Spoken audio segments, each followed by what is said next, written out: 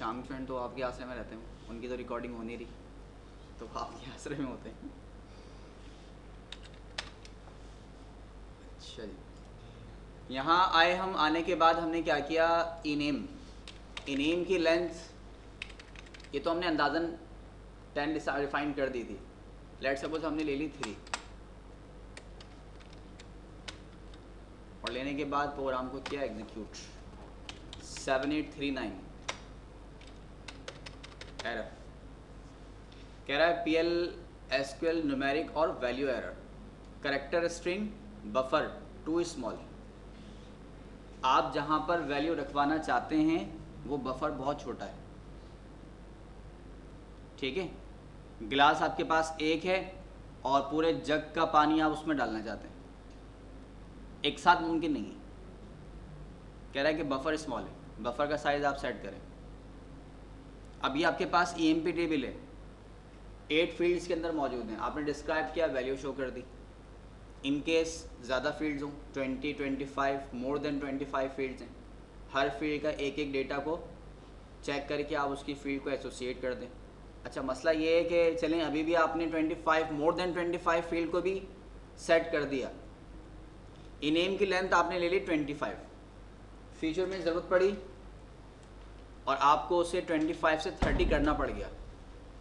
अब आपने EMP table को बेस रखते हुए जो मल्टीपल प्रोसीजर्स बनाए हैं, तो उन सबको जाके फिर 25 से 30 करना पड़ेगा। सही। आपने जब EMP टेबल क्रिएट किया तो EMP टेबल में लेट सपोज 20 फील्ड है, 20 लेंथ है, तमाम के तमाम तर प्रोसीजर आपने 20 कैरेक्टर्स की क्रिएट कर लिए। फ्यूचर में ज़रूरत पड़ी कि जी 20 से 25 कर दें। अब क्या करें, जितने प्रोसीजर्स बनाए थे उन सब में बारी बारी जाकर उनकी लेंथ को एक्सीड करें, एक्सटेंड कर दें।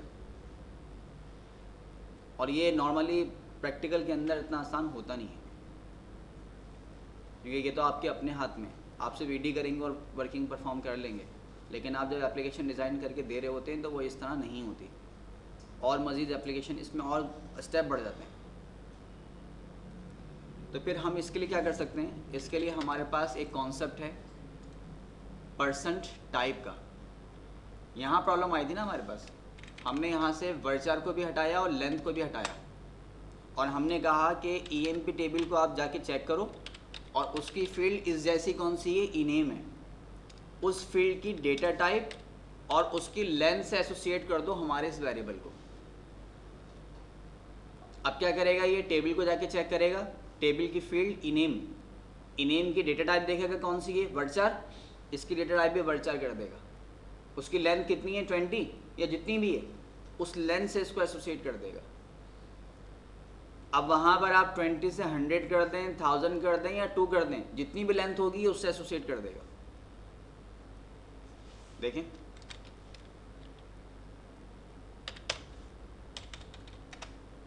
खत्म है। पहले एरर क्या था, बफर टू स्मॉल। अब क्या हुआ, हमने सिर्फ वहाँ से वर्चार को रिमूव किया और बताया कि EMP टेबल की इनेम की फील्ड है और इसकी जैसी भी डेटा टाइप और लेंथ है, उस लेंथ से हमारे इस वेरिएबल को एसोसिएट कर दो। और ये काम कौन करेगा, पर्सन टाइप का एट्रीब्यूट करेगा। सही। सबसे बड़ा फ़ायदा क्या है, सबसे बड़ा फ़ायदा ये है कि आप जाकर EMP टेबल को मॉडिफाई कर दें, उसकी लेंथ को अपडेट कर दें, रिड्यूस करें या एक्सटेंड करें, कुछ भी करें, ये डायरेक्टली उससे एसोसिएट करेगा, अब कोई इशू ही नहीं आएगा। लेकिन आपने अगर स्टैटिक रखी तो स्टैटिक में क्या होगा कि बार बार आपको जाके जब जब आप मॉडिफाई करेंगे तब आपको ऐसा प्रोसीजर्स को भी अपडेट करना पड़ जाएगा। ये एसोसिएशन क्रिएट कर देता है, ठीक है। रेफरेंस क्या होगा, मेथड क्या होगा इसका, पहले आप टेबल नेम देंगे, EMP NO है, नंबर हटा दें। हमने कहा EMP NO से एसोसिएट कर दो, पर्सन टाइप। सेल का क्या है, number, EMP sal, percent type. Job के लिए क्या है, varchar 2, EMP job, percent type. Department के लिए number, EMP DPTNO, percent type. Date की ज़रूरत वैसे नहीं, डेट तो डेट ही होगी, वहाँ पे लेंथ इतनी ही होगी जितनी डेट की डिफ़ॉल्ट होती है, सही, ज़रूरत नहीं है, लेकिन अगर आप कर भी देंगे तो कोई एरर भी नहीं आएगा।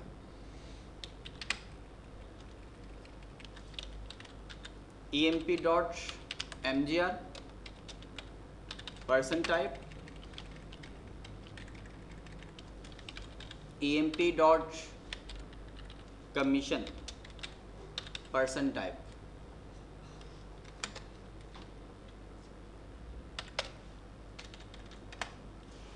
सेम रिजल्ट विद एसोसिएशन, सही, कोई कंफ्यूजन, कोई प्रॉब्लम? ठीक है। एक फ़ायदा तो इसका ये होगा कि आपको जब भी टेबल को अपडेट करें तो अपने इस प्रोसीजर को अपडेट करना नहीं पड़ेगा। दूसरी तरफ एक छोटा सा अफेक्ट ये आएगा कि इस एसोसिएशन की परफॉर्मेंस उन प्रीवियस स्टैटिक वैल्यू से थोड़ी सी कम होगी, क्योंकि आप तो उसको उसी वक्त कह रहे थे कि जी वर्चा 20 कर दो, तो वर्चा 20 की लेंथ कर रहा था वो। अब आपने कहा कि EMP के इनेम से एसोसिएट कर दो, इसका मतलब ये है कि आपके इस प्रोसीजर में इस स्टेप से पहले वो क्या करेगा, पहले इस टेबल को जाके चेक करेगा कि इसकी जॉब की डेटा टाइप और इसकी लेंथ कितनी है, और गेट करने के बाद फिर आपके वेरिएबल को अपडेट करेगा, और ये एवरी टाइम होगा।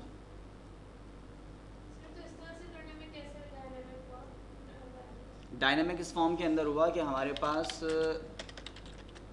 ये टेबल है,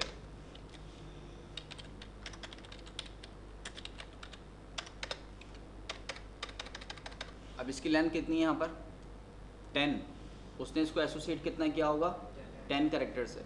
आप यहाँ से इसको अगर 25 कर देंगे तो वो 25 की लेंथ देगा आपको, आप इसको यहाँ 100 कर देंगे तो वो ऑटोमेटिकली 100 से एसोसिएट कर देगा, ठीक है।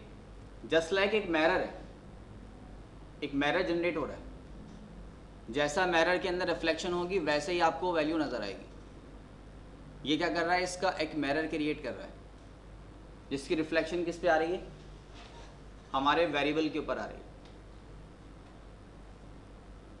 ठीक है, बात क्लियर हो रही। तो बहरहाल अगर आपके पास कोई ऐसा परफॉर्मेंस का ख़ास इशू नहीं है, इतना ज़्यादा सिस्टम के ऊपर लोड नहीं है, तो फिर आप यहाँ पर पर्सन टाइप कर सकते हैं, या फिर आप सोचते हैं कि जी हमारा प्रोसीजर ऐसा है जो अक्सर अपडेट होता ही रहता है। ये तो एक कॉन्सेप्ट है, एक फीचर है, लेकिन टेबल इतनी जल्दी अपडेट नहीं होता। नेम आप लें 20 कैरेक्टर का होगा, 15 कैरेक्टर का होगा, बहुत ज़्यादा हुआ 20 कैरेक्टर्स का होगा, आप +5 करके 25 रख दें। अब नेम 25 कैरेक्टर से और ज़्यादा क्या हो सकता है, ठीक है। और कभी हुआ तो एक लॉन्ग पीरियड के अंदर, एक तवील टाइम के अंदर ऐसा होगा। एड्रेस की फील्ड लेंथी होती है, उसको भी थोड़ा सा आप एक्सटेंड कर दें, इससे ज़्यादा और क्या हो सकता है। हमारे पास आगे जाकर डेटा टाइप कुछ ऐसी भी हैं जिसमें एक फील्ड के अंदर हम 4 GB का डेटा स्टोर कर सकते हैं, एक फील्ड के अंदर 4 GB का, जिसमें आपका पूरा ऑल टू ऑल डॉक्यूमेंट्स भी स्टोर हो जाएंगे, तब भी 4 GB फुल नहीं होगी। 4 GB एक लार्ज क्वांटिटी है, इससे ज़्यादा और क्या स्पेस आप ले सकते हैं। तो बहरहाल ये ज़रा मुश्किल स्टेप होता है कि जी डेटा टाइप थोड़ी सी चेंज हो जाए। जैसे हमारे यहाँ भी PT सेल नंबर चल रहे थे, 7 डिजिट थे, अब वो 3 का कोड ऐड हो गया, लेकिन कब ऐड हुआ, शुरू से लेके आज तक बचपन से आप वही देखते हुए आ रहे हैं, अब जाकर वो ऐड हुआ है। तो इतने सालों तक जाकर अपडेशन हो रही है, वो भी 1 डिजिट की, तो उसके लिए आप डेली परफॉर्मेंस क्यों स्लो कर रहे हैं। जहाँ आपको रिक्वायरमेंट है वहाँ 1-2 कैरेक्टर एक्सटेंड करके रख दें, ठीक है ना। और अगर आप समझते हैं कि जो हमारा टेबल ऐसा है कि जो अक्सर अपडेट होता ही रहता है, तो फिर आप इसको पर्सन टाइप से ही यूज़ करें, ठीक है। अगर नहीं है तो फिर कोई ऐसी ज़रूरत भी नहीं, ठीक है जी। बात क्लियर हो रही, कोई कन्फ्यूजन यहाँ तक? प्रॉब्लम हो तो हैंड टू हैंड बता दीजिएगा। अब आहिस्ता आहिस्ता डीप में जा रहे हैं, तो जहाँ कोई प्रॉब्लम नज़र आया, आपको कन्फ्यूजन हो, बता दीजिएगा, हम पहले इसको कवर करेंगे फिर आगे जाएंगे। अच्छा जी, मसला अब यहाँ तक तो कंप्लीट हो गया हमारे पास। अब एक और नई बात क्या है, नया मसला ये है कि 1 2 3 4 5 6 7 8 ये हमारे कंप्लीट ईएमपी टेबल की लेंथ है, नंबर ऑफ फील्ड्स हैं जिसके अंदर कोई ख़ास वैल्यू नहीं है।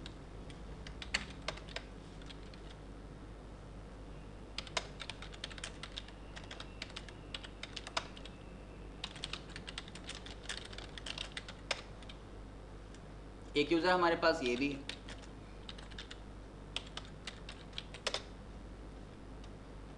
एट से प्लस है। इसके अलावा और कौन सा है हमारे पास? इसके अलावा जनाब टेबल्स हमारे पास हैं तो खैर बहुत।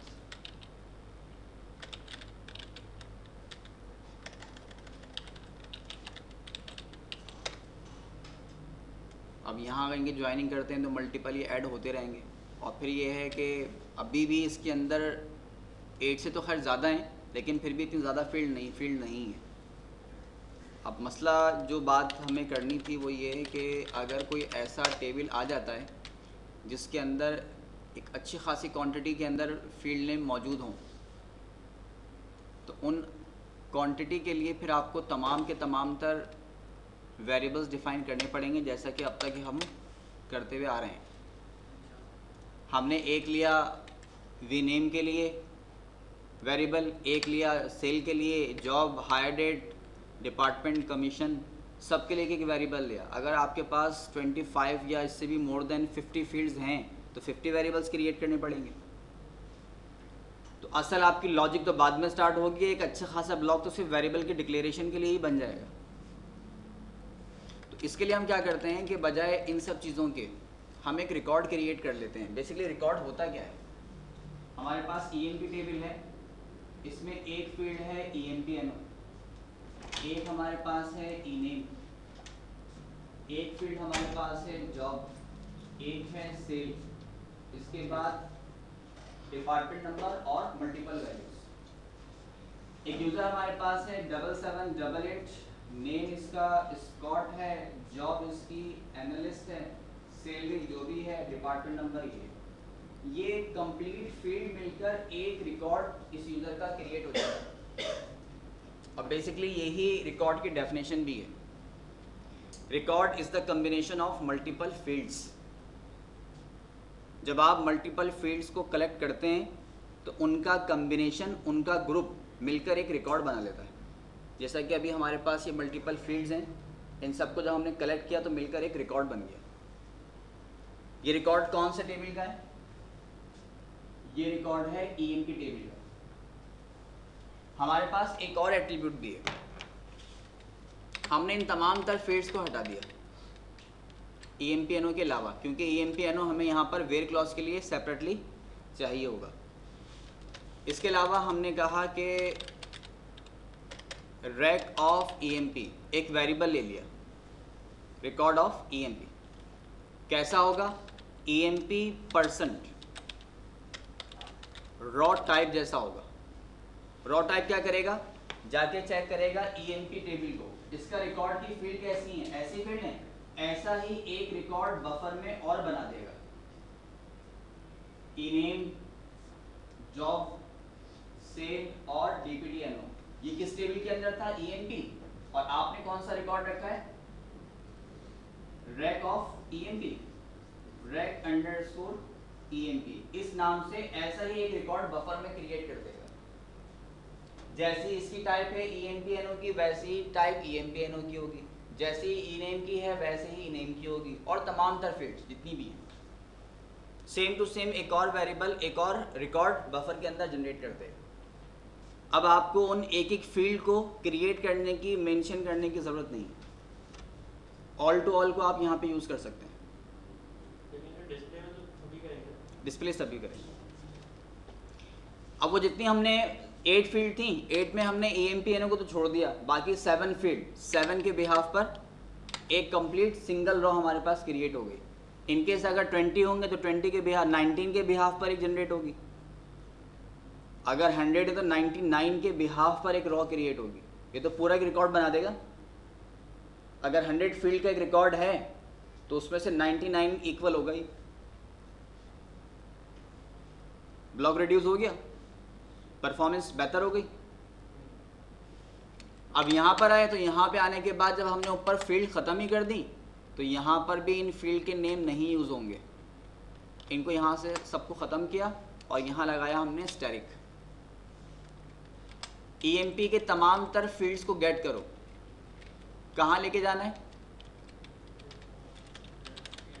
रिकॉर्ड ऑफ ईएमपी के अंदर। कौन से टेबल से? From scott.emp where empno is equal to v_empno। सही, आपने दिया 7788, जाके चेक किया कौन सा है, वो तमाम तर रिकॉर्ड गेट किया और तमाम तर आपके नए रिकॉर्ड के अंदर उसने प्लेस कर दिया। सही। अब मसला ये है कि मैंने अगर वहां पे दिया 7788 नंबर, तो वो 7788 कहाँ पे आएगा? मेरे इस रिकॉर्ड के अंदर जाकर बफर में रखेगा। स्कॉट जॉब, उसकी एनालिस्ट, सैलरी और डिपार्टमेंट नंबर। अब अगर हम पहले जब कॉल करते थे तो हम कहते थे emp of empno, emp dot empno, emp dot ename, emp dot job. अब emp की जगह क्या आ गया?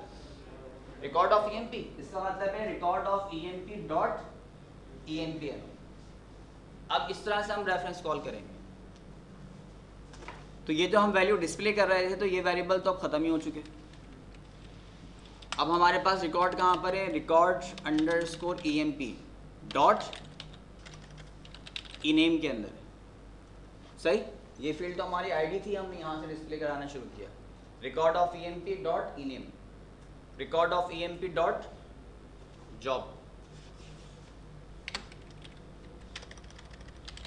Record of emp dot job, record of emp dot sal, record of emp dot department, record of emp dot commission, record of emp dot hire date, record of emp dot mgr।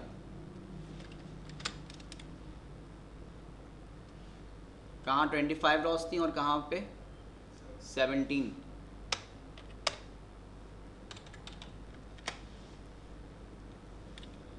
Set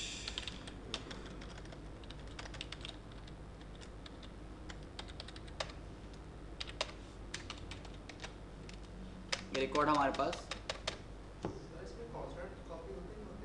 नहीं, बस data type और length, बाकी कुछ नहीं। वो तो आप अगर टेबल को कॉपी करेंगे तब भी नहीं होती जी। रिकॉर्ड बनाया है उसमें नंबर की फील्ड भी तो कॉपी हुई होगी, तो आपने अलग से फिर रखी। वो इसलिए रखी हुई क्योंकि मुझे वेयर क्लॉज से ना इसको ज्वाइनिंग करनी थी, इस पर्पज़ के लिए चाहिए था, इसलिए हमने इसको अलग सेपरेट वेरिएबल के अंदर स्टोर करवाया। अगर ऐसा नहीं करते ना तो ये स्टोर भी नहीं करने देता। ये वाला कोड है हमारा। emp रिकॉर्ड ऑफ emp तो मौजूद है लेकिन सेपरेटली इसको लिया है, लेकिन इस रिकॉर्ड के अंदर जो है ना ये empno भी होगा।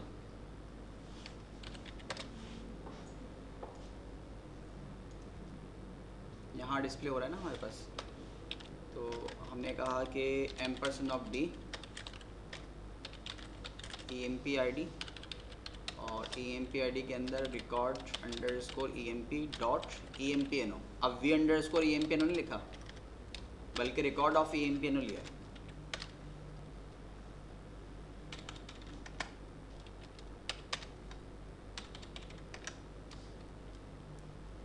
क्या कह रहे हैं? dbms आउटपुट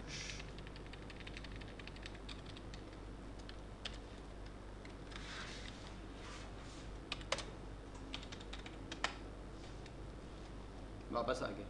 तो जो आईडी आप दे रहे हैं तो उसको अगेन डिस्प्ले करने का फ़ायदा क्या? इसलिए डिस्प्ले नहीं करवाया था और ये आपके बफर में मौजूद था। ये तो हम डिस्प्ले नहीं कर रहे थे। नेम डिस्प्ले तो मैंने इसी से किया है, rack of emp dot empno। हालांकि ये आपके v अंडरस्कोर empno भी मौजूद है। अगर आप इसको डिस्प्ले करेंगे तब भी रिजल्ट यही आना है। क्योंकि आपने यहाँ आईडी यूज़र से गेट की और स्टोर कर दी VMP के अंदर। तो इससे डिस्प्ले करें या रिकॉर्ड से डिस्प्ले करें, बात तो एक ही है। तो पेयर क्लास में हम record employ dot EMP number नहीं लगा सकते। वो तो आपकी कंडीशन को देखते हुए इसमें रिकॉर्ड ला के रखेगा। पहले ये कंडीशन चेक करेगा ये रिकॉर्ड है या नहीं है। अगर रिकॉर्ड मिल जाएगा तो फिर तमाम के तमाम तर रिकॉर्ड को इसमें मूव करेगा। तो इसमें तो अभी तक रिकॉर्ड एम्प्टी है, एक साथ नहीं हो सकता, अलग से वेरिएबल लेना पड़ेगा। ठीक है जी। मजीद इसको एक्सटेंड करते हैं। एक्सटेंड ये करते हैं कि इसके अंदर हमने एक और रिकॉर्ड लिया, रिकॉर्ड ऑफ DPT, और इससे कह दिया कि DPT परसेंट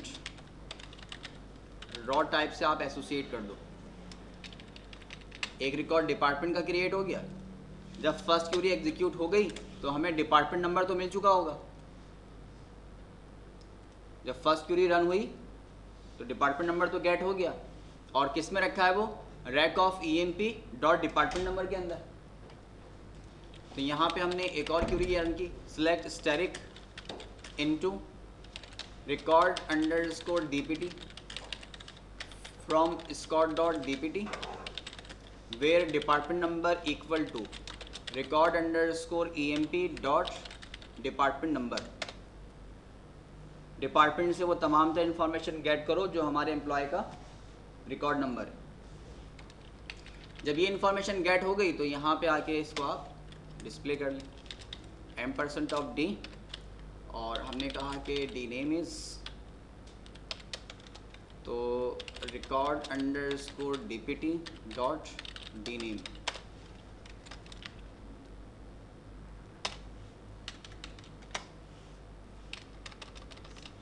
रिसर्च, ये सेकंड टेबल से भी इंफॉर्मेशन लेके आ गया। सही, कोई क्वेश्चन? कंप्लीट। रिकॉर्ड अंडरस्कोर इसकी बात कर रहे हैं।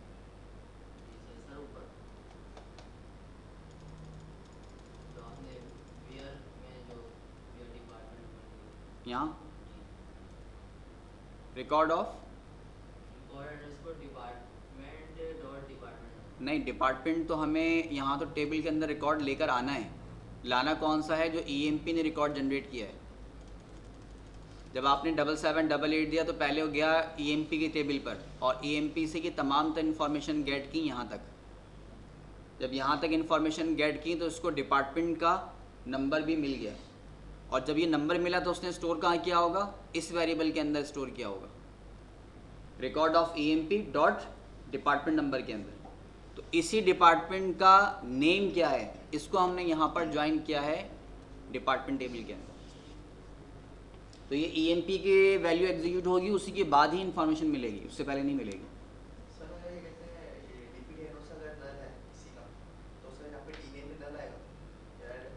वैसे हमारे पास जो है इस वक्त ये तो रिलेशन बना हुआ है, तो यहाँ तो नल हो नहीं सकता, लेकिन अगर ऐसा हुआ तो ब्लैंक ही आएगा। नहीं, एरर नहीं आएगा। देखें ना यहाँ पे कमीशन की वैल्यू ये भी तो है, क्योंकि ये तो मास्टर डिटेल है।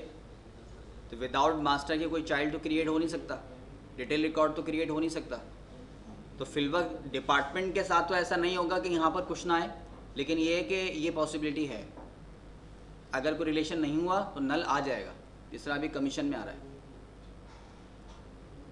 ठीक है, डिपार्टमेंट में ऐसा नहीं हो सकता। कंप्लीट, कोड रिड्यूस हो गया, और परसेंट रॉ टाइप के साथ use of percent raw type कर दें इसको, एंड परसेंट रॉ टाइप।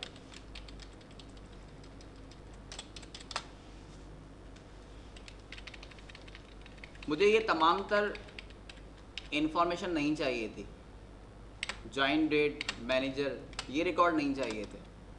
मैंने इन तीन को यहाँ से रिमूव कर दिया, और रिमूव करने के बाद अगेन इसको एग्जीक्यूट किया, रिकॉर्ड डिस्प्ले हो गया।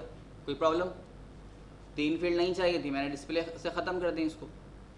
लेकिन एक बात यह है कि पर्सन ड्रॉ टाइप तो बफर में पूरा का पूरा होल रिकॉर्ड एसोसिएट करता है। जैसा ईएमपी का होल रिकॉर्ड होगा वैसे ही रिकॉर्ड क्रिएट करेगा। आप चाहे यूज़ करें ना करें, आपकी मर्जी है। मैंने 3 फील्ड यहाँ से हटा दी तो उसने ये थोड़ी चेक किया कि आपने 3 फील्ड डिस्प्ले नहीं करी तो मैं 3 फील्ड को बफर में जनरेट नहीं करूँगा। उसने बफर में तो सारी फील्ड जनरेट की होंगी। इसका मतलब ये है कि अगर आपको एक फील्ड भी चाहिए होगी और आपने पर्सन ड्रॉ टाइप से क्रिएट किया तो वो सब के सब फील्ड लेकर आएगा। अब 3 फील्ड हमने यहाँ से रिड्यूस कर दी। अगर 100 रिकॉर्ड डिस्प्ले होने लगे तो 100 मल्टीप्लाई बाय 3,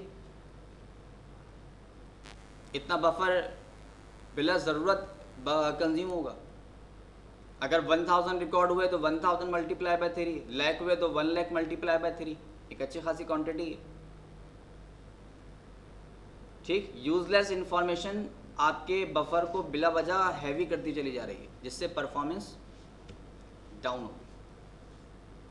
लिहाजा अगर आपको all to all field use करनी है इस वक्त, आप उसको इसी वक्त फॉर्म में यूज़ कीजिएगा जब आपको सारी की सारी फील्ड चाहिए। और अगर नहीं चाहिए तो फिर आप इसको पर्सन टाइप को, पर्सन ड्रॉ टाइप को फील्ड यूज़ नहीं करें, क्योंकि ये बफर को हैवी कर देगा। ठीक है, 3 फील्ड मैंने यहाँ से कम की, लेकिन बफर में अवेलेबल हैं वो, क्योंकि वो तो होल रिकॉर्ड क्रिएट कर रहा है, उसका ताल्लुक डिस्प्ले से नहीं है। आप मत करें, आप सिर्फ एक ही रिकॉर्ड को डिस्प्ले कर दें, उससे कोई प्रॉब्लम थोड़ी है। यहाँ से आप सिर्फ ई नेम ले लें, बाकी सबको हटा दीजिए।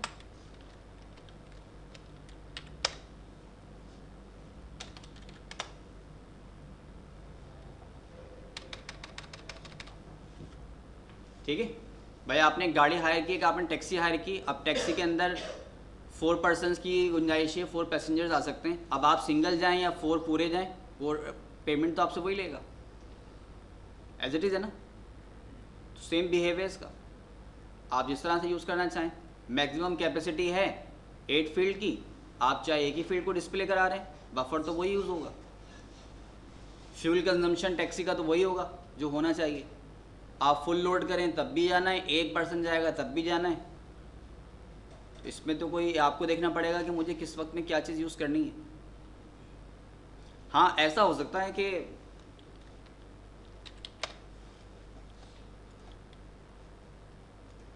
आप एक शॉर्टकट यूज़ कर लें। शॉर्टकट क्या यूज़ कर लें? हमने यूज़ किया select E dot E name, इसे कह दिया हमने एम्प्लॉय।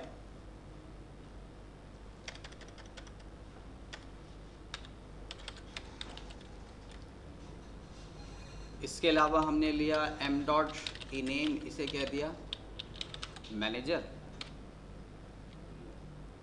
इसके बाद हमने ले लिया डी डॉट डी नेम। इसके बाद हमने ले लिया D dot G dot grade from EMP in EMP and on E dot MGR equal to M dot EMP no join DPT D on E dot department number equal to D dot department number। Third कौन सा है हमारे पास? Cell grade G on E dot cell between G dot low cell and G dot high cell.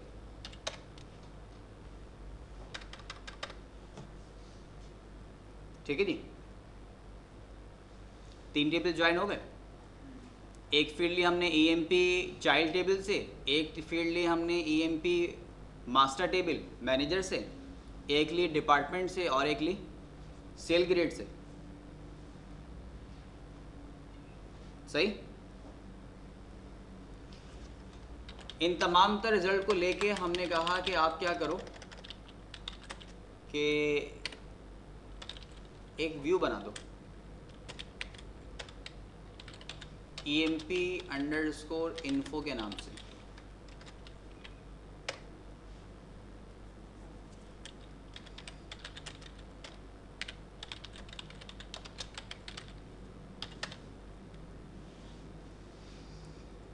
Exist.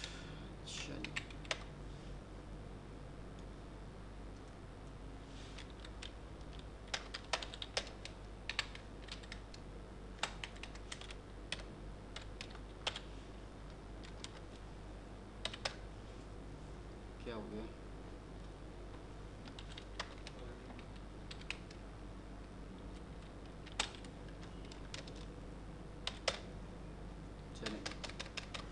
View underscore EMP underscore info1 के नाम से हमारे पास एक व्यू क्रिएट हो गया। हमने कहा कि select static from view underscore EMP underscore info1, तो हमारे पास सेम रिजल्ट गेट हो गया।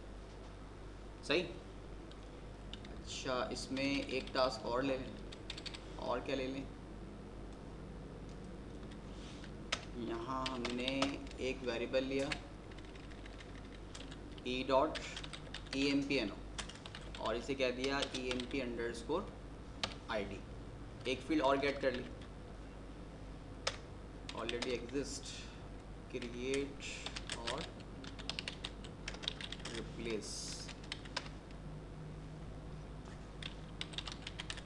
रिजल्ट पे क्या इफेक्ट पड़ेगा? View underscore EMP underscore info1 ID और मिल गया हमें। ठीक है,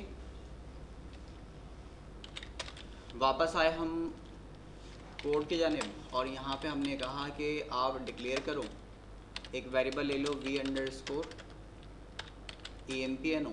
डेटा टाइप कैसी होगी?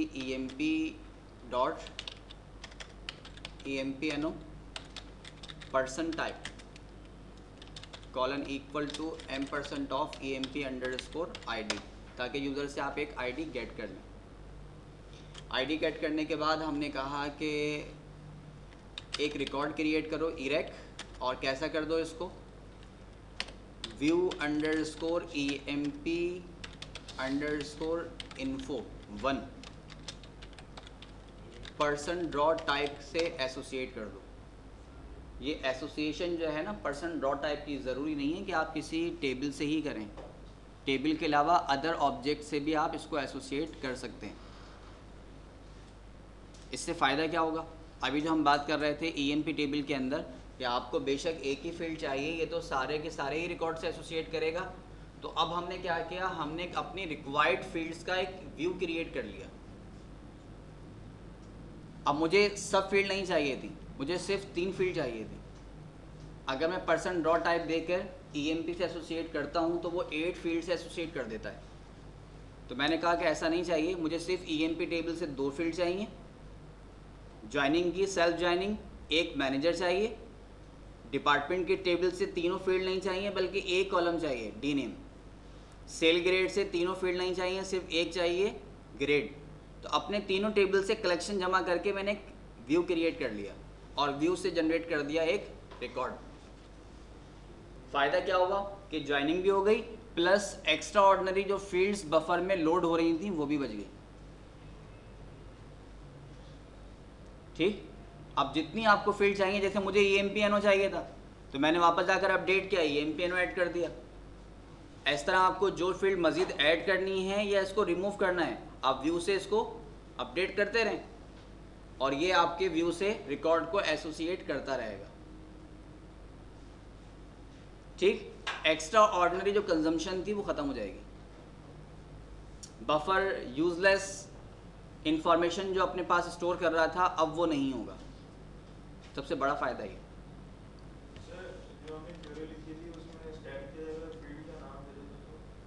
स्टैटिक की जगह ये प्रीवियस जो EMP से उठा रहे थे, नहीं, हमने पर्सन ड्रॉ टाइप यूज़ किया। पर्सन ड्रॉ टाइप का मतलब होल टू होल रिकॉर्ड है।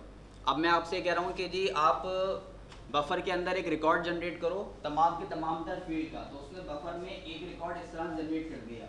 अब मैं आपसे कह रहा हूँ कि आप सिर्फ नेम गेट करें और इसको इस पूरे रिकॉर्ड के अंदर मूव कर दें, तो वो इस नेम को किस फील्ड के अंदर मूव करेगा? मसला ये। अब आपके पास क्या है? अब आपके पास बहुत कम क्वांटिटी के अंदर वैल्यू है और स्पेस बहुत ज़्यादा है। अब मुझे सिर्फ एक ये बॉक्स तो रखना था, इसको रखने के लिए मैंने पूरा हॉल रिजर्व किया। तो आप खुद सोचेंगे इतना सा स्पेस तो एक छोटे से कोने में भी आ जाता, इसके लिए इतनी बड़ा एरिया लेने की क्या ज़रूरत थी? और रखूँ तो फिर इस बड़े एरिया में कहाँ रखूँ, डायरेक्शन तो बताएं मुझे। ठीक, ये पॉसिबल नहीं होगा। लिहाजा जितनी आपको डेटा को पुट करना होगा इतनी ही स्पेस आप रिजर्व करेंगे। इसके बाद आ गए हम बिगिन में। बिगिन में आने के बाद हमने कहा कि सेलेक्ट स्टैटिक इनटू इरेक from Scott dot view underscore emp underscore info1 where emp underscore id equal to v underscore empno। Value get करो और गेट करने के बाद m%d के बाद आप कह दें इसको एम्प्लॉय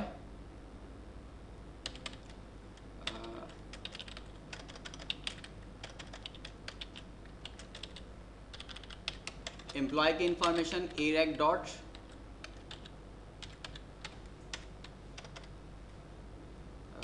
एम्प्लॉय था वहाँ पे हमारे पास। इसके बाद m%d और यहाँ हमने कहा कि हमारे पास है मैनेजर इरेक डॉट मैनेजर m%d और क्या था डीनेम, डीनेम की वैल्यू इरेक डॉट डीनेम और देन क्या था हमारे पास ग्रेड इरेक डॉट ग्रेड।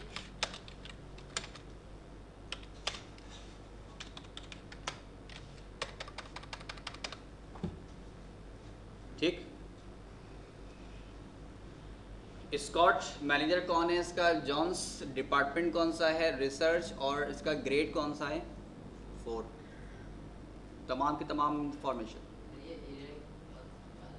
इरेक हमने वेरिएबल लिया है, जैसे हमने last time record of emp लिया था, यहाँ पे इरेक ले लिया।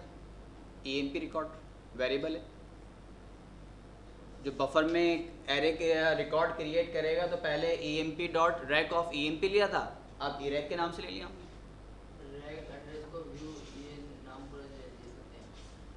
सेम नहीं होना चाहिए, बाकी नेम तो कुछ भी दे सकते हैं आप।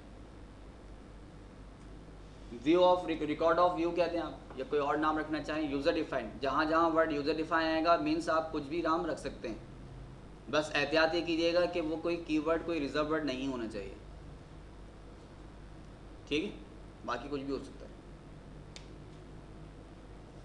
सही। पर्सन टाइप के बाद हमने देख लिया रॉ टाइप को। रॉ टाइप का एक छोटा सा नेगेटिव इफेक्ट देखकर और उसका भी सोल्यूशन हमें यहाँ पर व्यू के साथ मिल गया कि आप व्यू के थ्रू ये स्टेप ले सकते हैं। क्लियर है तक बात, कोई प्रॉब्लम? तो ये आपका प्रीवियस क्लास का तकरीबन टॉपिक था वो पूरा हमने यहाँ पर कंप्लीट कर लिया, थोड़ा सा प्लस ही कर दिया बल्कि। वो हमने सिर्फ पर्सन रिकॉर्ड ऑफ emp लेकर उसको डिस्प्ले करवाया था। ये व्यू वाला टॉपिक हमने लास्ट टाइम नहीं किया था, तो ये इसको एक्सटेंड करके मैंने कंप्लीट कर दिया। सही।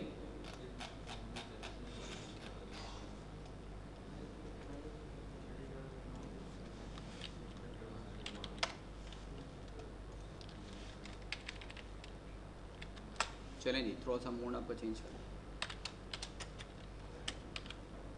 आगे टॉपिक है हमारे पास लूप्स का।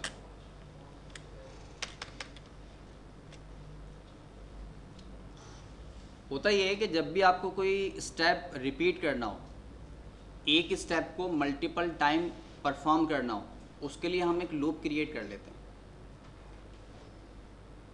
ठीक, लूप का मतलब ये भी होता है।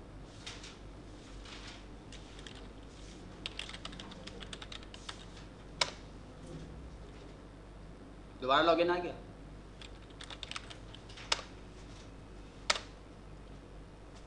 रिपीटेशन हो रही। ये रिपीटेशन का जो प्रोसेस है ना, ये कॉन्सेप्ट लूप का है। कभी भी किसी स्टेप को मल्टीपल टाइम आपको रिपीट करना है तो उसके लिए आपको लूप चाहिए हो। हमने यहाँ से एक पॉइंट से वैल्यू स्टार्ट की पॉइंट ए और सर्कल कंप्लीट करते हुए वापस आए, यहाँ पर एक लूप कंप्लीट हो गया। अब इसके अंदर जो कुछ भी लिखा था वो वन टाइम परफॉर्म हुआ, फिर दोबारा स्टार्ट किया और सेकंड टाइम रिपीट किया। अब क्या हुआ, सेकंड टाइम दोबारा स्टेप रिपीट हो गया। तो ये जो मैटर जो भी आपको चाहिए, जितनी टाइम भी आपको यूज़ करना है, मल्टीपल टाइम, इतनी बार आप उसको लूप में यूज़ कर लें।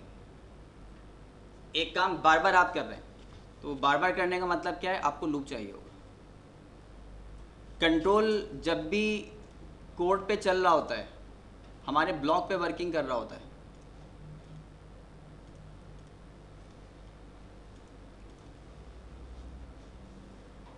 लाइन नंबर 1 पे आया, 1 से 2 पर आया, 2 से 3 पर आया।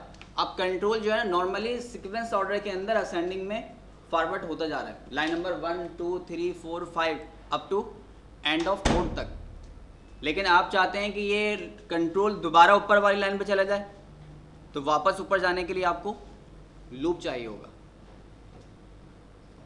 ठीक, आप इत्तेफाक से आ गए क्लास में जल्दी, क्या करूँ अब, आप बैठे लिफ्ट में, 1 से गए 5th के ऊपर, जैसे 5th पे पहुँचिए आप जीने से वापस नीचे, एक लूप कंप्लीट। फिर दोबारा बैठे 5 पे, वापस गए, फिर दोबारा नीचे। ये क्या चल रहा है, सर्कुलेशन चल रहा है, लूपिंग है ये। टाइम पास करने का अच्छा तरीका, ठीक, लेकिन थोड़ी सी मेहनत करनी पड़ेगी, वापस नीचे उतरना पड़ेगा। तो यहाँ हमें जो भी चीज़ रिपीट करनी हो, उस रिपीटिशन का सिर्फ एक ही रिप्लाई है, लूप। जब भी आपको कोई स्टेप बार बार परफॉर्म करना हो तो उसके लिए आप क्या करोगे, सिर्फ लूप लगाना है। इसके अलावा कोई और सॉल्यूशन है ही नहीं, क्योंकि स्ट्रक्चर लैंग्वेज है। Control line number 1 2 3 ascending order के अंदर आगे बढ़ता चला जाएगा और वापस प्रीवियस लाइन पे आने का सिवाय लूप के कोई और तरीका नहीं है, सिर्फ लूप ही होगा। अच्छा, अब लूप है तो लूप की फिर हमारे पास कितनी टाइप्स हैं।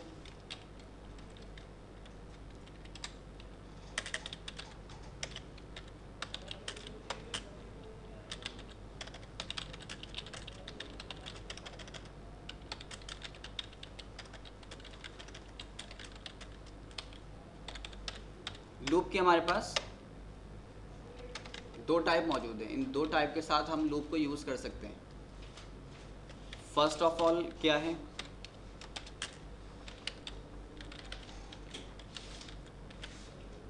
अनकंडीशनल लूप, जिसमें आप कोई कंडीशन नहीं बताते। और सेकंड है हमारे पास है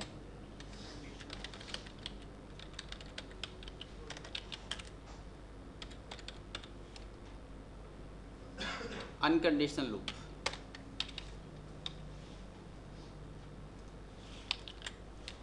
अनकंडीशनल लूप और कंडीशनल लूप, या तो आपको कोई टास्क परफॉर्म करने के लिए कोई कंडीशन दी जाती है, या फिर आपको सिर्फ एक ट्रैक बना के दे दिया कि आपने यहाँ से यहाँ तक कर लेना है बस। ठीक है, आपको एक पेज दिया और आपको कहा कि आप बस को 10 बार 10 टाइम रीड कर लें बस।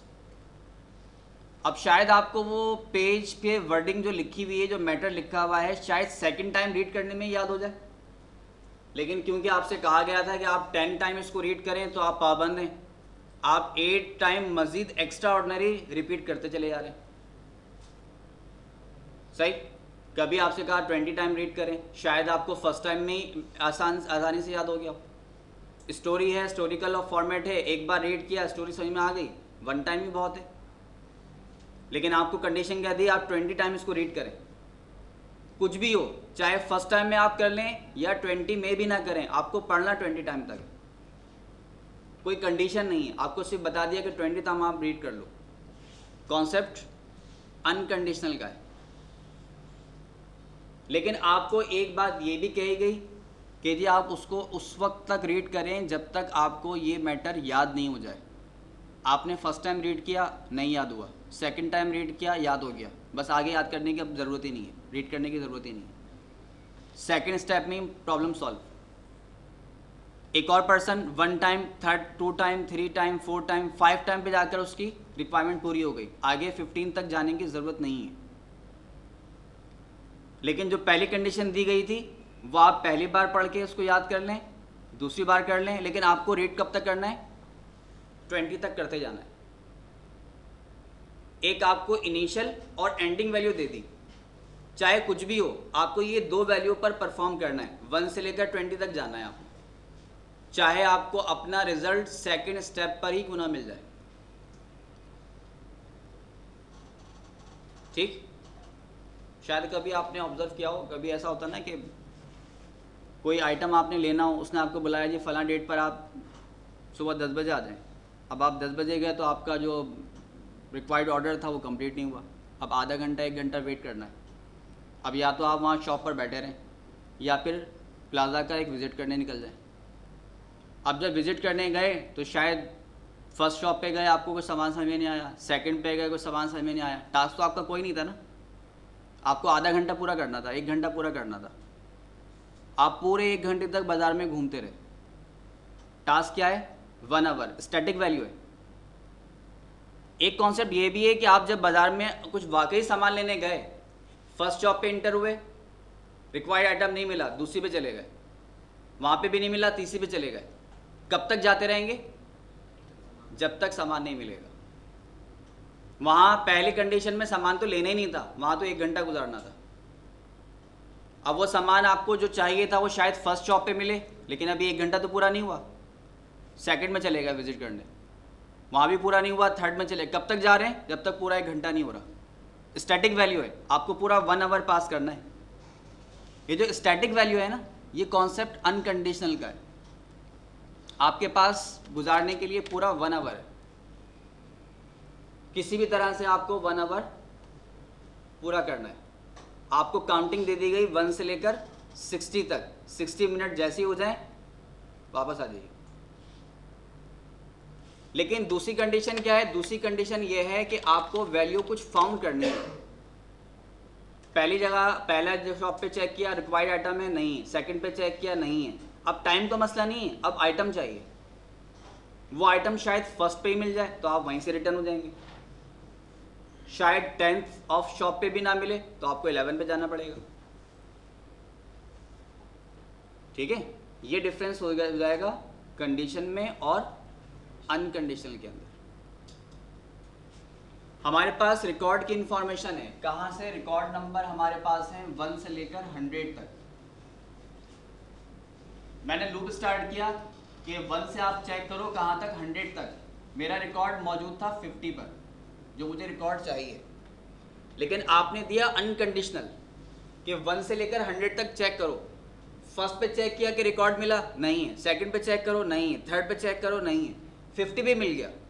उसने इस 50 को उठाकर बफर में तो स्टोर कर दिया, लेकिन क्योंकि आपने 100 तक कहा था, वो 100 तक लाजमी जाएगा। ठीक, सामान पहली शॉप पे मिल गया, लेकिन 1 आवर पास करना था, लिहाजा आप आगे जरूर जाएंगे। मिल तो यहीं पे गया है, अनकंडीशनल रिक्वायरमेंट है। लेकिन जहां पर कंडीशन आ गई, क्या कह रहे हैं? फर्स्ट को चेक करो, नहीं, सेकंड, थर्ड, फोर्थ, फिफ्थ, 50 पर मिल गया, बस यहीं से एग्जिट, अब आगे जाने की जरूरत नहीं। कंडीशनल कॉन्सेप्ट है, जहां कंडीशन ट्रू ही बस वहीं से एग्जिट। ठीक है, बात क्लियर हो रही? और एग्जांपल दूं? काफी है, आजकल रमजान में तो चल रहे हैं ऐसे ही। रोजे का ड्यूरेशन कितना है?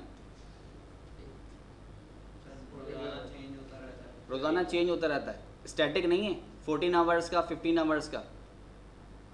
जब टाइम होगा मगरिब का, उस वक्त आप अफ्तार कर लेते हैं, ऐसा ही है, कंडीशनल कॉन्सेप्ट है।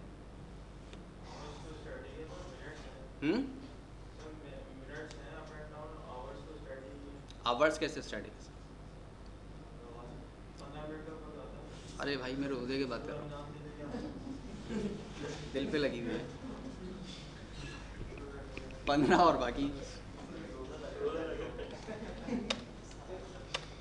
चलें बाहर। कॉन्सेप्ट क्लियर हुआ आपका? अच्छा जी, तो हमारे पास ये लूप की कायद है। चलें, और इसमें आप लूप कौन कौन से यूज़ करेंगे? सबसे पहले हमारे पास लूप यूज़ होगा अनकंडीशनल के अंदर।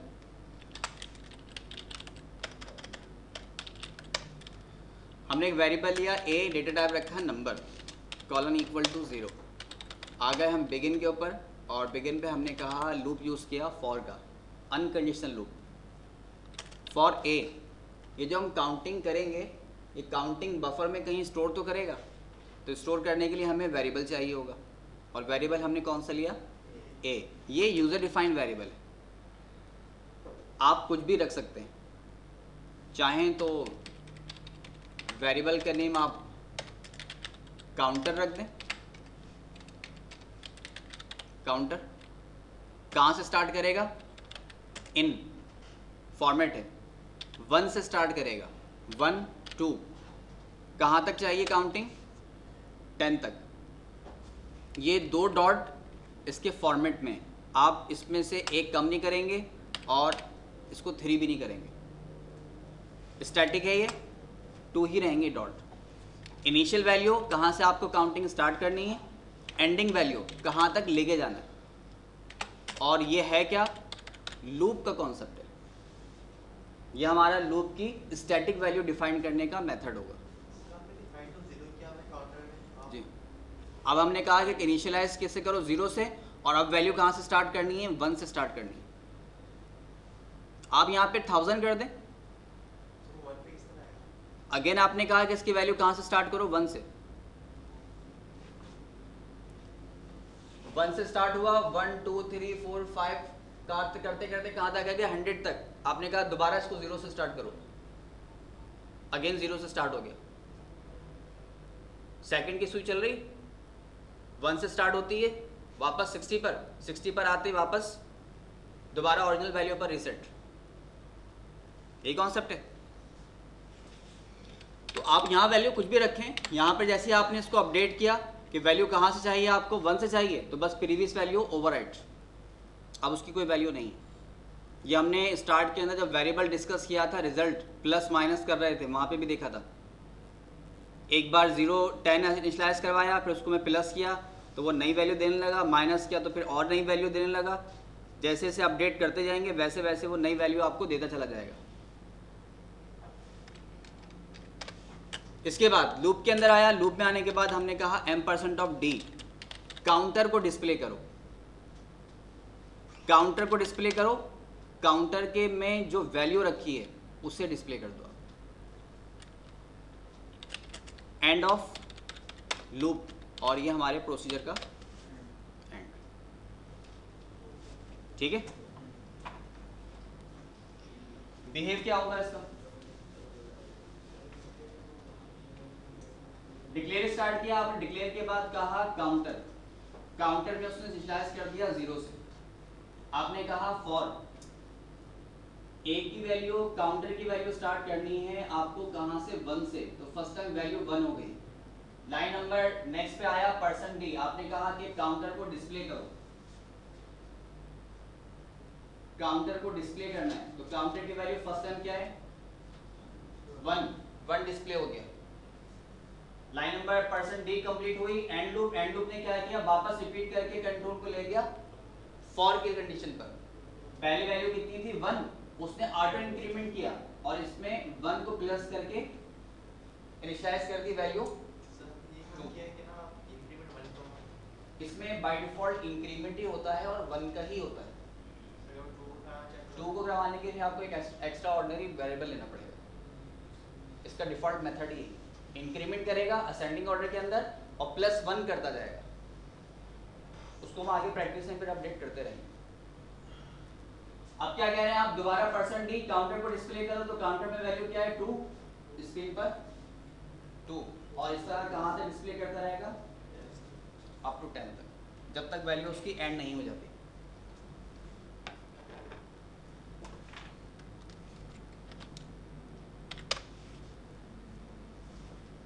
नजर आ रहा है बड़ा?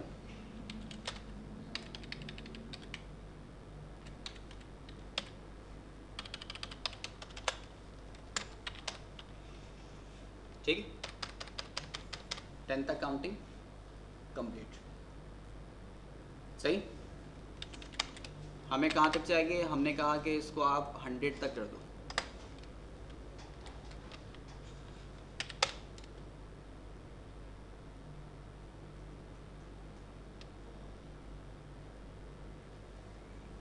ठीक है।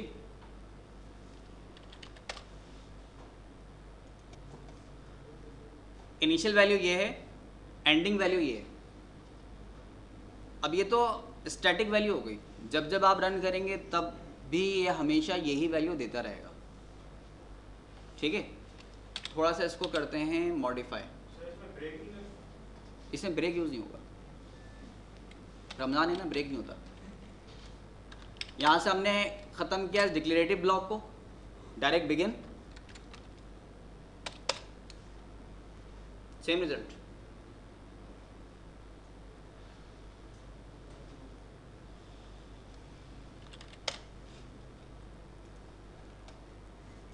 फॉर के लूप वेरिएबल को डिक्लेयर करने की कोई ज़रूरत नहीं है, ये विदाउट डिक्लेरेशन भी एग्जीक्यूट हो जाता है।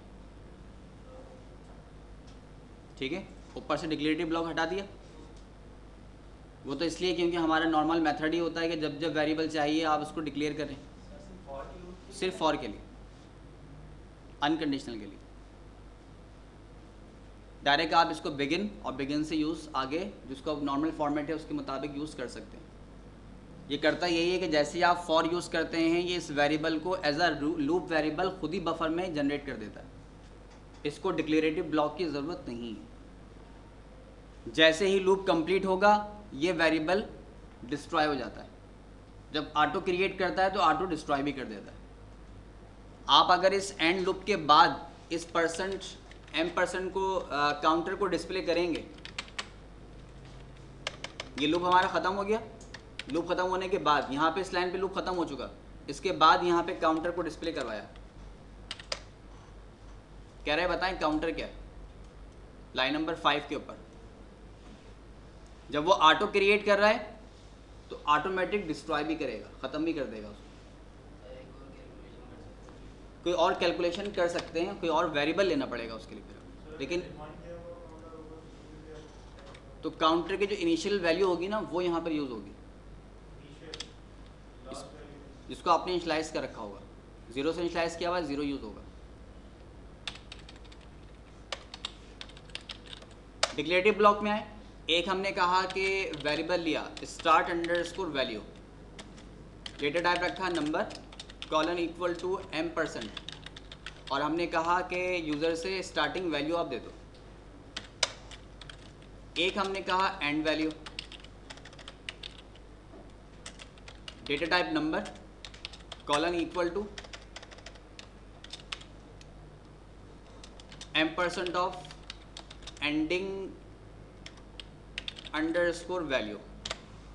स्टार्टिंग वैल्यू भी आ गई और एंडिंग वैल्यू भी आ गई। स्टार्टिंग में आपने कहा 1 और एंडिंग में आपने कहा 10, तो 1 से लेकर 10 तक काउंटिंग। तो स्टार्टिंग वैल्यू तो हमारी ये थी ना, इस स्टैटिक को हटाया हमने और यहाँ पे कहा कि हमारा वेरिएबल स्टार्ट अंडरस्कोर वैल्यू को रख दो। एंड क्या था 100, अब 100 नहीं होना चाहिए, एंड अंडरस्कोर वैल्यू होनी चाहिए। फायदा क्या होगा इसका? कह रहा है स्टार्ट वैल्यू बताएं, मैंने कहा 5। कह रहा है एंड वैल्यू बताइए, मैंने कहा कि 10 तक चाहिए। ठीक है, अभी डायनामिक हो गया। 50 स्टार्टिंग वैल्यू है, कहां तक चाहिए? 70 तक, क्योंकि लूप का फॉर्मेट क्या था? Counter in starting value double dot ending value. तो हमने उन दो स्टार्टिंग और एंडिंग वैल्यू को यूज़र से गेट कर लिया रन टाइम पे, और यूज़र ने जो भी वैल्यू दी वो वैल्यू कहाँ स्टोर हुई? इन वेरिएबल्स के अंदर। तो इन्हें हमने एज अ स्टार्टिंग और एंडिंग यूज़ कर लिया। सही, ठीक है जी, डायनामिक में कन्वर्ट हो गया। हाँ, काउंटर वेरिएबल तो यही होगा ना कि तो सिर्फ स्टार्टिंग और एंडिंग के लिए यूज़ हो रहा है, वैल्यू तो काउंटर में स्टोर होगी। ये आ गया हमारे पास डिस्प्ले काउंटर। काउंटर में हमने कहा कि कॉन्केट करो आप, कॉन्केट के बाद थोड़ी सी स्पेस दी, अगेन कॉन्केट, और हमने कहा क्या करो आप 2 4 2 डेट। डेट के अंदर हमारे पास वेरिएबल है counter comma J for Julian, bracket से बाहर निकले कॉमा JSP, जूलियन को कन्वर्ट कर दो स्पेल के अंदर।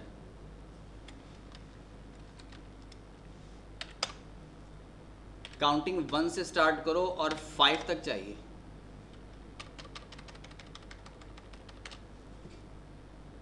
ठीक है, काउंटर की वैल्यू 1 हुई, पहले आपने कहा 1 स्टार्टिंग वैल्यू, तो लूप स्टार्ट हुआ 1 से, और एंडिंग वैल्यू हमने दी 5, तो लूप कहाँ तक चलेगा 5 तक। हमने कहा काउंटर को डिस्प्ले करो, तो काउंटर में फर्स्ट टाइम 1 था तो 1 आ गया। फिर हमने कहा 2 4, पहले क्या करो काउंटर को कन्वर्ट करो जूलियन में, तो कौन कन्वर्ट करेगा, ये डेट फॉर्मेट कन्वर्ट करेगा जूलियन के अंदर। जब ये जूलियन में कन्वर्ट करेगा तो फिर हमने कहा कि इस जूलियन कोड को कन्वर्ट कर दो JSP के अंदर, जूलियन स्पेल में कन्वर्ट कर दो। तो वो जो नंबर 1 था उसे स्पेल में कन्वर्ट किया, तो स्पेल ONE 1। अगेन 50 से काउंटिंग चाहिए 60 तक। सर जूलियन कोड क्या हुआ? जूलियन कोड जो है ना आपके पास स्पेसिफिक कोडिंग है, ये इस तरह आप यूज़ कर लें। हमने कहा कि इसको आप ऐसा करो 2_ date sal comma J from EMP Julian, single quote में दो।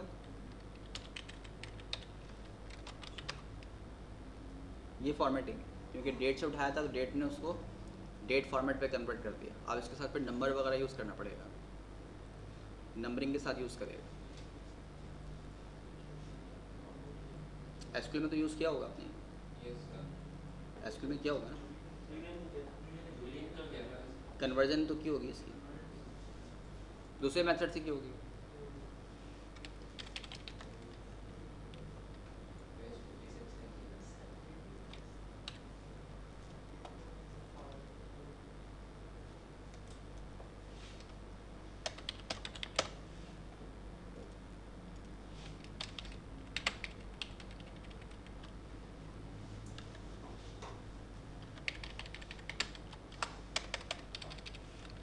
एक वेरिएबल लिया हमने टैब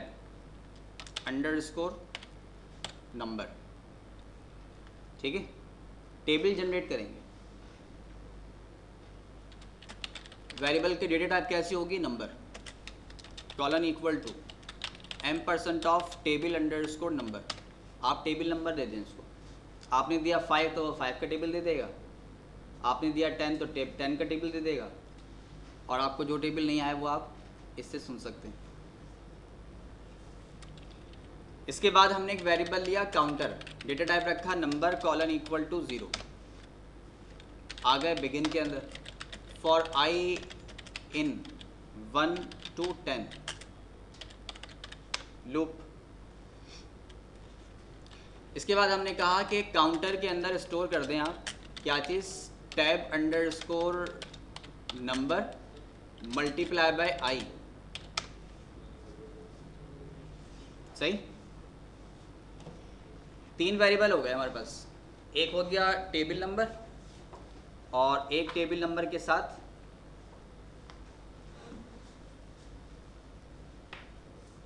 एक आपने इसको दिया टैब _नंबर, एक वेरिएबल लिया हमने काउंटर, इस तरह ले लें काउंटर को, और एक वेरिएबल लूप का है I। टेबल आपने दिया 5, I की वैल्यू फर्स्ट टाइम क्या हो गई 1, 5 को 1 से मल्टीप्लाई करेगा और स्टोर किस में कर देगा, काउंटर के अंदर। फॉर के बाद वाली लाइन आपने कहा tab _number multiply by I, और जो भी वैल्यू जाए किस में स्टोर कर दो, काउंटर के अंदर। तो I की वैल्यू जब 1 होगी तो दोनों को मल्टीप्लाई करके स्टोर कर देगा काउंटर के अंदर। लूप रिपीट होगा, आई की वैल्यू जनरेट होकर हो जाएगी 2, 5 2 10, किसमें स्टोर होगा?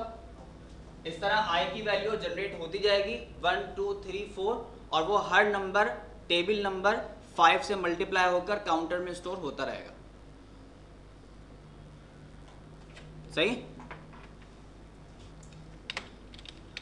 अब आगे हमने कहा m% ऑफ d डिस्प्ले करें, तो पहले हमें क्या चाहिए? पहले हमें चाहिए होगा टैब अंडरस्कोर नंबर, ताकि table number show. Single quote किसके साथ चाहिए? मल्टीप्लाई के साथ। किससे मल्टीप्लाई होगा? ये i से मल्टीप्लाई होगा। i की वैल्यू फर्स्ट टाइम 1 होगी।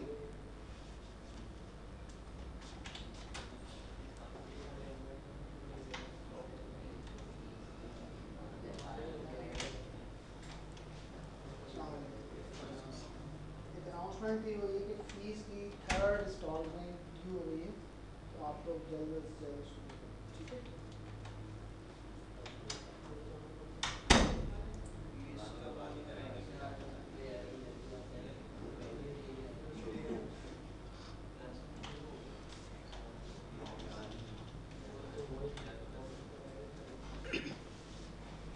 अच्छा जी, आई को डिस्प्ले कर लिया हमने। आई के बाद कॉन्केट किया equal sign, again concat counter, और यहाँ पर एंड लूप। रिजल्ट देखें पहले, इसको फिर डिस्कस करते हैं। सही। अब क्या हुआ इसके अंदर? पहले आपने दिया टेबल अंडरस्कोर नंबर, तो मैंने उसको दिया 5। ये 5 कहाँ स्टोर हुआ? टैब अंडरस्कोर नंबर के अंदर। ये वैल्यू आ गई। उसने बफर के अंदर एक लूप वेरिएबल लिया काउंटर के नाम से, colon equal to 0। Begin loop की वैल्यू फर्स्ट टाइम क्या होगी? 1 करने के बाद लाइन नंबर 6 पर आया टेबल नंबर जिसमें आपने 5 दिया था, आई जिसकी वैल्यू 1 हो चुकी, उसने क्या किया? दोनों को मल्टीप्लाई करके स्टोर कर दिया काउंटर में। जब तीनों वैल्यू हो चुकी हैं स्टोर हो, तो फिर क्या करो? पहले टेबल नंबर डिस्प्ले करो। तो उसने 5 को डिस्प्ले किया, x मल्टीप्लाई के लिए मल्टीप्लाई हो गया।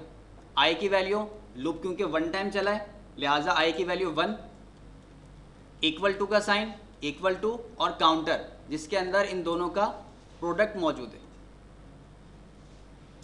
लाइन नंबर 7 कंप्लीट हो गई, 8 पर आया। 8 ने क्या किया? एंड लूप, वापस कंट्रोल को ट्रांसफर किया लाइन नंबर 5 पर।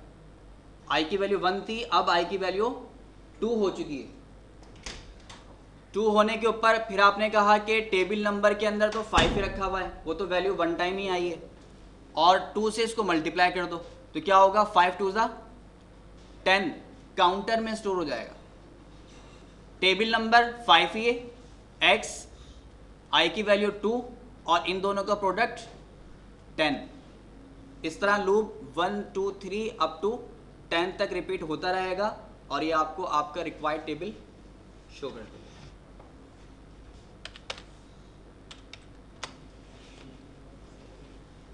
ठीक। तो जो टेबल नहीं आता वो आप यहाँ पर यूज़ कर सकते हैं। आई की वैल्यू क्योंकि लूप वेरिएबल है, जिस तरह पहले लूप काउंटिंग डिस्प्ले कर रहा था, वैसे ही ये भी काउंटर है। 1 2 3 4 5 कब तक लेके चलेगा? जब तक आपके लूप की वैल्यू एंड नहीं हो जाती। कोई सा भी वेरिएबल यूज़ कर सकते हो। पहले हमने काउंटर लिया था, अब मैंने इसको आई कर दिया। काउंटर के अंदर इन दोनों का प्रोडक्ट स्टोर कर दिया। वेरिएबल है, यूज़र डिफाइन है, जिस तरह चाहें आप यूज़ कर सकते हैं। ठीक। कोई कन्फ्यूजन? कंप्लीट है यहाँ तक? ज़्यादा तो नहीं हुआ आज? आपको एक छोटा सा काम ये करना है, जो कि आपके स्कूल में ही मौजूद है। वो ये करना है कि ये मुझसे 5 का टेबल तो ले रहा है, लेकिन हमेशा 1 से लेकर 10 तक काउंटिंग का टेबल दिखाता है। तो ये मुझसे 3 वैल्यू ले, table number, table starting value, table ending value. मैं हर बार 1 से नहीं चाहता, मैं चाहता हूँ कि सिर्फ 5 से लेकर 10 तक टेबल डिस्प्ले हो। मैं चाहता हूँ 11 से लेकर 15 तक हो। 10 तक तो मुझे भी आता है, मसला तो 11 से आता है। तो आपसे 3 वैल्यू इनपुट ले, table number, table starting value, table ending value, पहला टास्क। ठीक। दूसरी बात, जब ये टास्क आप कंप्लीट कर लें, दूसरा टास्क क्या करना है आपने कि ये जो रिजल्ट आ रहा है ना, ये FIVE 5 TEN 15 स्पेल होके आना चाहिए। ये दोनों रिजल्ट आपके स्कूल के अंदर मौजूद हैं, आपको सिर्फ इसको रीएडजस्ट करना है। ठीक है, ये टास्क परफॉर्म करना है आपको छोटा सा।